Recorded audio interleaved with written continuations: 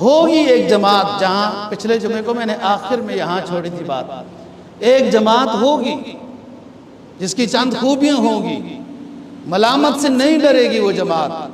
وہ کلمہ حق کہتی رہے گی، لیکن اس کی بات کے اوپر لوگ کان نہیں دھریں گے، بہت کم۔ جب انگریز نے یہاں تسلط جمایا نا جی، کاروبار کی شکل میں آیا پاک و ہند پر، مسلمانوں کی حکومت تھی، یہ سارے مغلیہ خاندان اور کمزور حکومت تھی، اسلامی شاعر پر عمل نہیں کرتے تھے، ہندوؤں کے ساتھ بھی رشتے کرنے کو جائز سمجھتے تھے، اکبر کا لاشا بھی لگاتا تھا، نقاشہ کیا کہتے ہیں وہ، کشکا بھی لگاتا تھا، بتخانے میں بھی جاتا تھا، مسجد میں بھی آتا تھا۔ تو پھر یہ تو قرآن کا اصول ہے، لَتُفْسِدُنَّ فِي الْأَرْضِ، جب تم ایسے ہو جاؤ گے پھر میں اپنے دشمنوں کو تمہارے اوپر مسلط کروں گا۔ آگے وہ کاروبار کی شکل میں اور جم گیا، علماء چیختے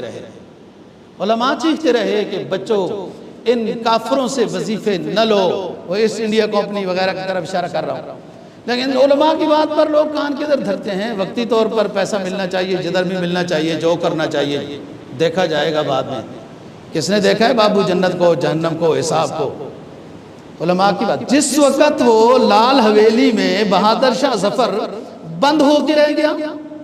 اور اس کے اپنے بھی مخبری کرنے لگے، مرزا الہی بخش اس کا نواسہ ہے، کہ اندر کی میٹنگ